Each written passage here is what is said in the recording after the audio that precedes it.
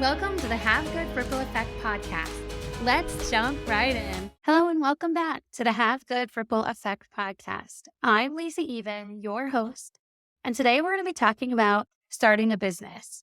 I want to give you a few ideas on things that you can do if you're sitting there thinking, I'm starting a business. Or maybe you're sitting there thinking like, someday I dream to start a business. And today we're going to be talking about just that. In future episodes, we'll go deeper into some of the concepts that I share, but today I just want to give you high-level brushstrokes of what I did when I first started my business, because I think there are a couple of misconceptions about what it takes to start a business, as well as what you have to do to start. So that's what we're going to dive in. Let's go. The first thing I want to hit on is why I started a business. A lot of people are like, did you always know that you wanted to start a business? And the first thing I want to say to them is small town girl who really wasn't planning on going to college starts business. Like it just wasn't part of what I thought I could do. I don't have a lot of relatives either who have their own businesses. A lot of them are successful, but they've never gone out and said, hey, I want to offer this new service. And so most of the things that I've learned along the way is I always say like, it's like bumping into people of like, oh, okay, thanks. Didn't know that. And so, no, I didn't necessarily want to start a business. When we moved from Wisconsin to Iowa back in 2019, my husband said, why don't you go out on your own? Like, why don't you teach people how to lead people? You've been doing it in healthcare for 10 years. Like, see if you can do it for yourself. And I almost imagine me like turning my head, being like, what? Like, what? Who? No. But after a couple weeks, I was like, well, what if? What if this is like, quote unquote, a sign? We're moving states. We built a house. We're doing all of these different things. Maybe I can do something different in my career too. So I thought, okay, let's Google how to start a business. There's got to be people that know how to do it. And of course, you Google, and there's like all these people who want you to pay them money to start a business. And I thought, well, how do I pay you money if I don't have money yet? Like I haven't actually, made a dime from this. And I started to just ask around people. I started to go to some chamber networking events and different groups. And I said, hey, I'm thinking about starting a business. And they're like, oh yeah, I own my own business. And I was like, oh, well, what are the two or three things that you recommend? And that's really what I started to do. I almost envisioned myself with like a picnic basket being like, oh, okay, you do that. Great. Thanks, like breadcrumbs, just grabbing all of the different insight and ideas. A lot of people said to start an LLC. And I was like, okay. So I got on the state website. You can actually pay an attorney to start an LLC for you. I looked at the paperwork and was like, okay, I think I can do this. So I started to set up an LLC. And to be honest, it only took about like 45 minutes to an hour. So depending on the state that you live in, you should, reach out to a professional if you want more details. But what I was surprised at is I was like, oh, I can get an LLC fairly quickly. And it wasn't terribly complex. So I was like, okay. Next order of business was really getting that business bank account so that if someone was going to pay me money, I could put it there. And then I had heard many people had said, separate your business and your home finances. So I made sure that I got a credit card so I could purchase things like on Amazon and other places so that I could keep track of those business expenses. So that was really what my first couple of weeks in business looked like. I went to a couple of networking events and then I filled out essentially the paperwork to be a business. And as naive as I was, and most of us are, we don't grow up thinking, oh, I know how to run a business. I was like, well, what do I offer? Now, in other episodes, we'll get into how to like think about offering something. But for me, it was like, okay, at least I need to tell the world that I'm here. Like, hey, I'm Lisa and I just started a business.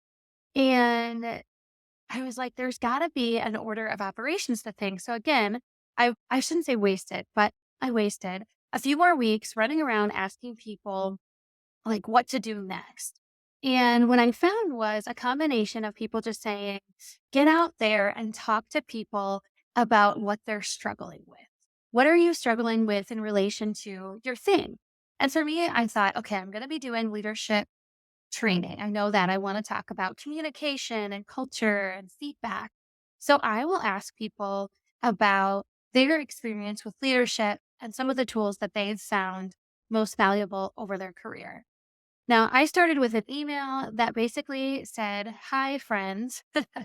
And I sent it to, 10 to 15 friends. And I said, "Hi, I'm starting a business and I would love to get some insight from community members, people in the community on how they think about leadership, what they think about, how they think about it. And could you introduce me to someone so that I could have virtual coffee for 30 minutes?" Now, I'm on a mission to connect with a million people. If you've listened to my other episode about connection, you'll have heard that. But this is where it really started. I figured my gut said if I could meet enough people, there will be someone who says, like, "Hi, I need leadership help. I need culture. I need conflict. I need feedback. Like, what do you got?" So, on the one hand, I was out busy collecting all this information from, my email. "Hey, friend, do you have a friend? Do you have a friend?" And so I would spend a portion of my week, Mondays and Thursdays, doing virtual coffees. Now, if you remember what happened in early 2020, that's when I was really kicking into gear with my business. And so it was the worst and also best thing that people were stuck at home because they were willing to do 30-minute virtual coffees with me. And that really meant that I could ask them about their heartburn, kind of the challenges that they were facing, their experience with leadership. And then at the end, I would say, "What can I do to make your world better?" On occasion, someone would say, "Could you come talk to our team?" Other times, people said, "I'm not really sure what you can do, but I enjoyed this conversation." And I would say, "Me too." And that was really where I would say my soft revenue generator began. Because these 30-minute coffees where I didn't sell a thing, but I got to know people, I built trust. About 6 months later, they saw that I was out on social media being active. I was offering classes and doing some different things, and I'll talk about that here in a minute. But I really encouraged them about 6 months later to be like, "Hey, Lisa, you do leadership training. I need some of that." Now, so first order of business for me was really to get into building my network and not building my network in the like schmoozy, "Hey, can I sell you something?" But more building my network in the sense of being an investigator to what people were experiencing, what they were experiencing related to leadership. Tuesday, Wednesday, I was spending time doing a couple of things. Number one, I was getting more active on social media. Social media, I'm like closing my eyes if you can't see me and being like, "Oh, it's kind of scary because you don't have a lot of control over it once it goes out." Additionally, it's like, gosh, all these people from my childhood or my background are going to see it. And then you immediately think like, ah, what are they going to think? But I will tell you what, I had a friend who gave me this advice, and it was the best advice. Well, there's two pieces that I've probably ever gotten. And number one is you're just starting a conversation. Give them a story or a quote, share what you're up to so that they know what you're up to, and then they want to start a conversation with you. Now, I've had a couple of people post on strangers post on my post, and I just delete them when they're weird. But for me, being active on social media has really given people almost like a window into what I'm up to, and it starts a conversation. You'd be shocked at the number of people who have reached out and said, "Hey, I saw on social media that you're doing X." And I'm like, "Oh, people are watching." So the first order of business for me, again, was building my network and then also just being more active on social media.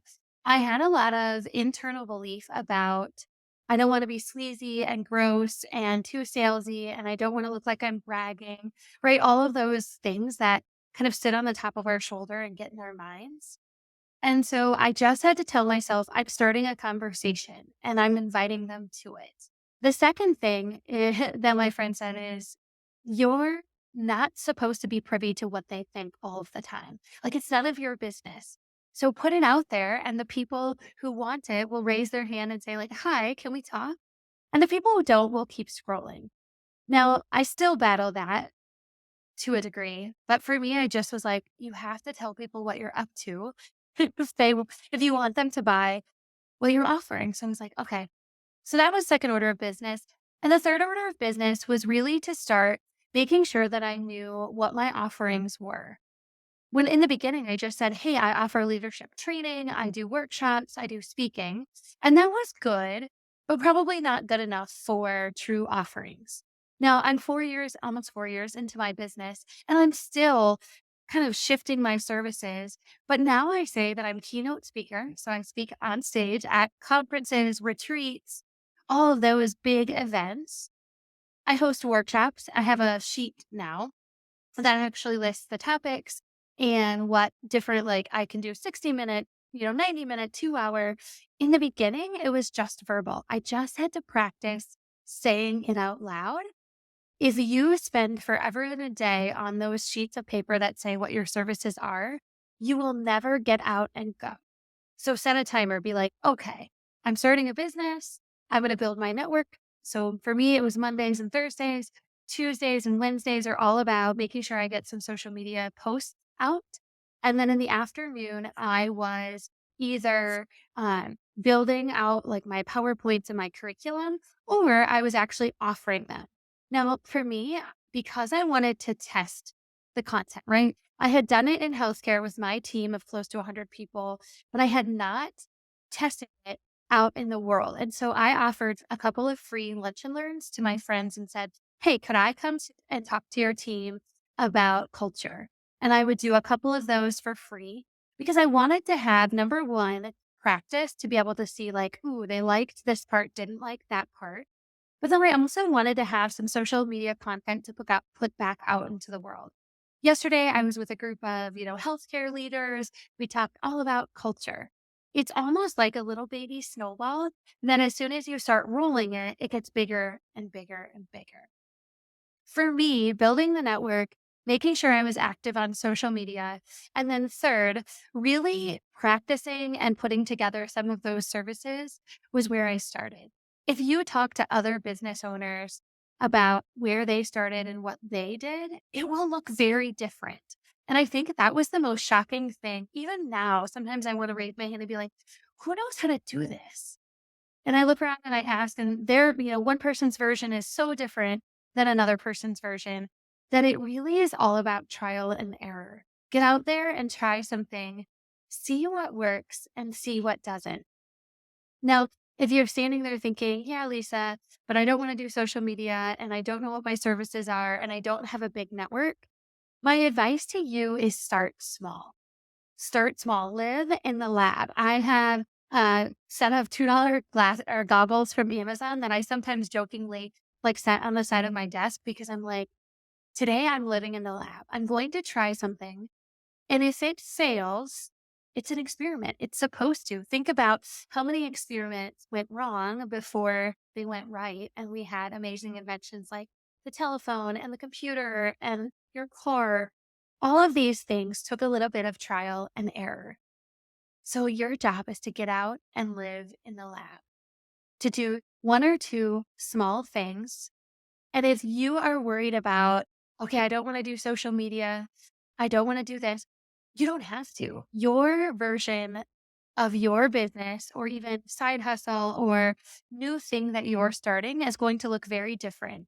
But just make sure that you start, that you take one step in front of the other. And sometimes when I'm like, one more step, I'm going to do one more thing because it's hard to know all of the parts and pieces of what you're going to create or do until you're in it. Now, if anything, I hope I inspired you to dream a little bit further, to take action on your idea. In future episodes, we're going to talk all about how do you actually do it. Right now, I said, oh, and be on social media. I didn't tell you how. So in future episodes, we'll hit on some of those things. But for now, I want you to start taking action, teeny tiny little parts and pieces of your idea, and start talking about it. Start networking with people, and if you're ready, like get out there and get that LLC or your business name and just go. Now, if you've liked what you heard today, I invite you to like and subscribe, leave a review because so that other people know, okay, this is a good show to listen to. And we'll be back next time on Have Good Ripple Effect. Thanks for listening. Visit lisaeven.com to learn about events and grab a copy of my book, Joy is My Job.